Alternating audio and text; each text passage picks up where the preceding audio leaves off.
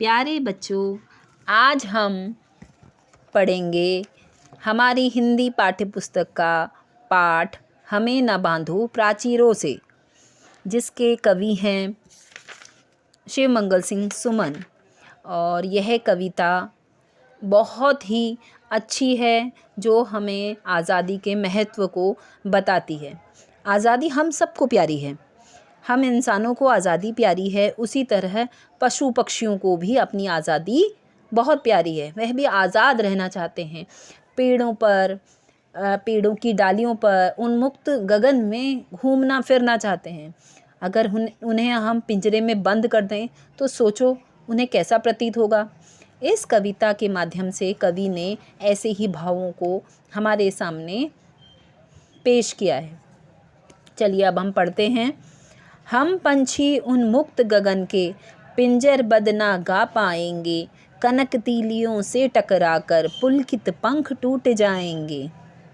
अर्थात कवि पक्षियों के माध्यम से हमें बताना चाह रहा है कि पक्षी हमसे बोलना चाहते हैं कि हम पंछी हैं उन्मुक्त गगन की। उन्मुक्त अर्थात आज़ाद, गगन अर्थात आसमान, आकाश, कि हम खुले आकाश में घूमने वाले पक्षी हैं।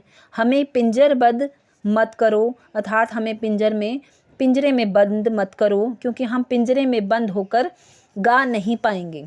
कनक तीलियों से टकराकर पुलकित पंख टूट जाएंगे।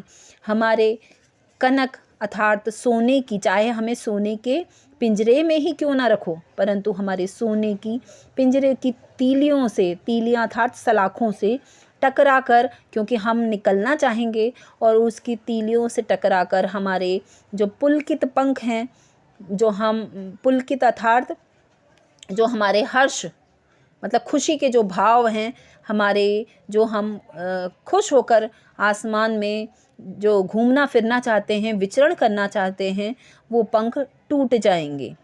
हम बहता जल पीने वाले मर जाएंगे भूखे प्यासे, कहीं भली है कटुक निबोरी कनक कटोरी की मैदा से।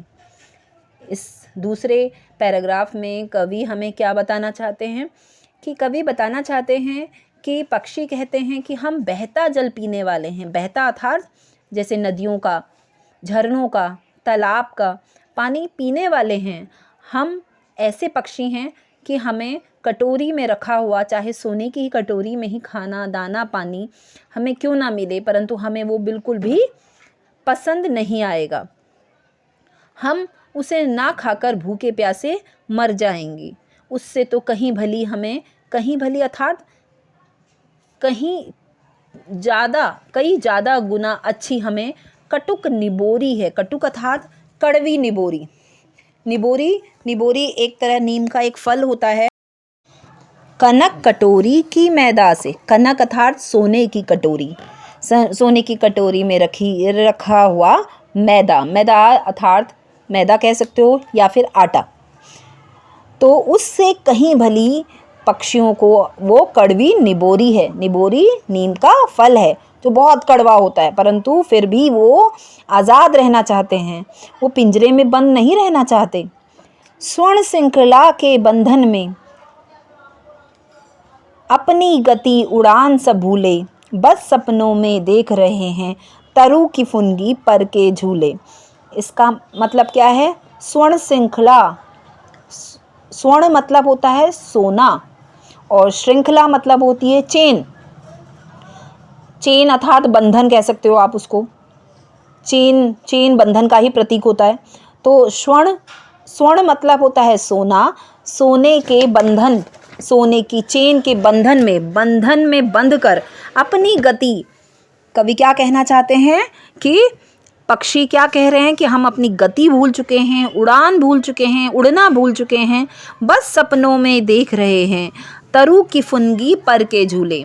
कि पक्षी क्या देख रहे हैं? सपनों में देख रहे हैं कि वो तरु अर्थात वृक्ष की फुनगी अर्थात पेड़ की सबसे ऊपर की डाली होती है ना, तो उसकी फुनगी पर झूला झूल रहे हैं।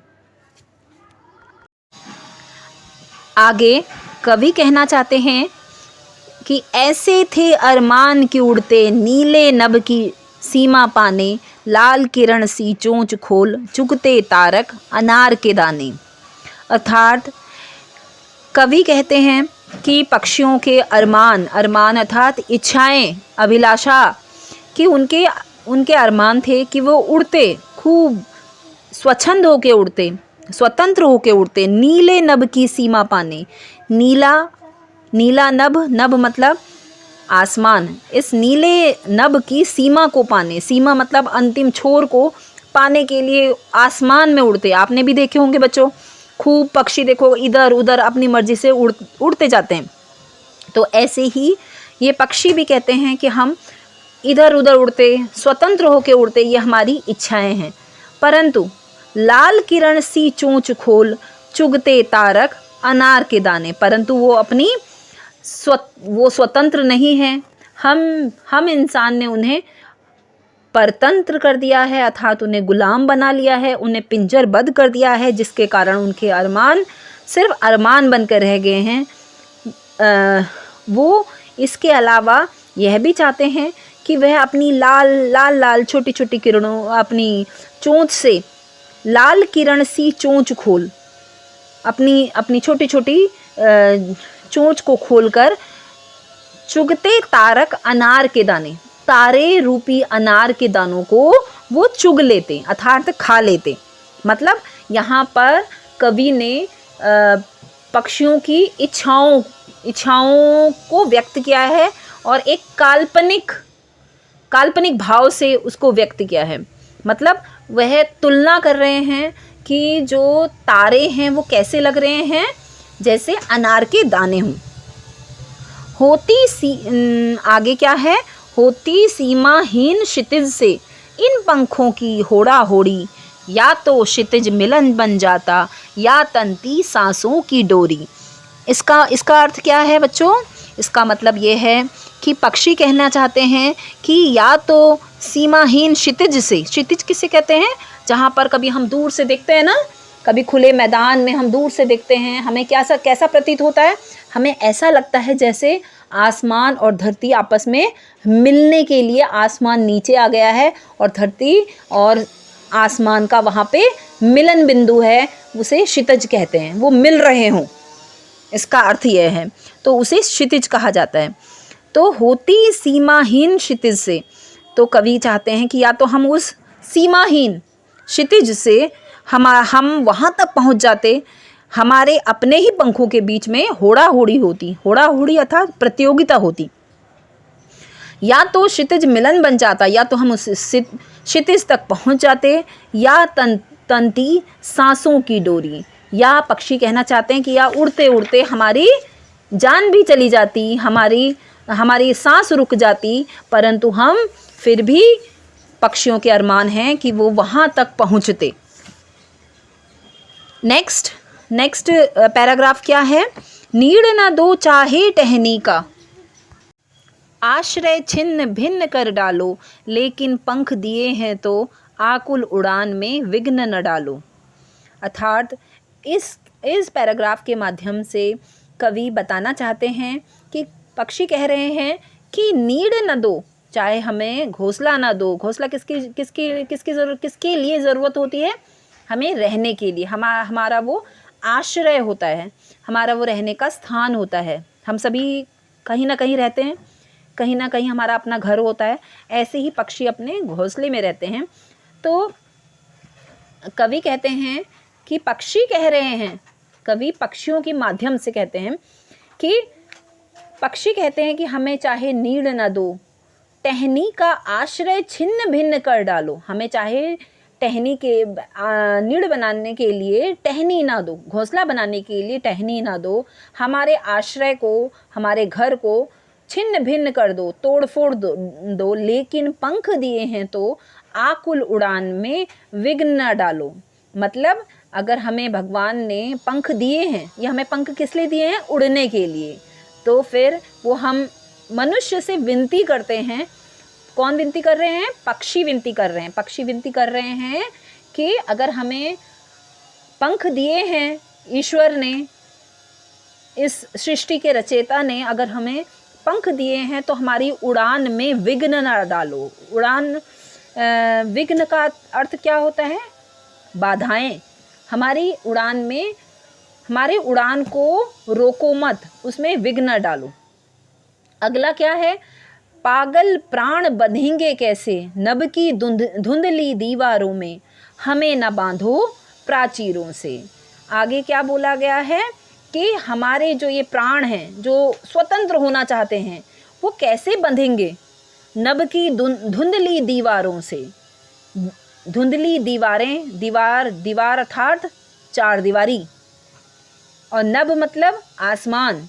जो आसमान रूपी जो चार दीवारी है, उसमें हमें ना बांधो प्राचीरों से। प्राचीर मतलब हमें उसमें स्वतंत्र उड़ने दो, हमें आसमान में उड़ने दो, हमें प्राचीर रूपी चार दीवारी में मत बांधो।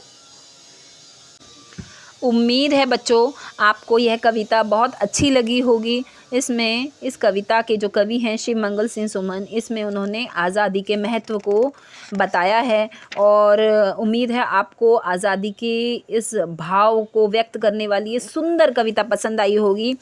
और ये वाकई बच्चों बहुत अच्छी कविता है। इसको समझने की आवश्यकता है कि हमें पशु पक्षियों को भी हमारी तरह आज़ादी बहुत प्यारी है। हमें उन्हें कभी भी अपने मनोरंजन के लिए उन्हें कैद नहीं करना चाहिए। उनकी भी कुछ इच्छाएं होती हैं, भले ही वह उसे व्यक्त नहीं कर पाते, परंतु हमें उन्हें कभी भी अपने वश में नहीं करना चाहिए। हमें उन्हें, उनकी आज़ादी को नहीं छीनना चाहिए। धन्यवाद।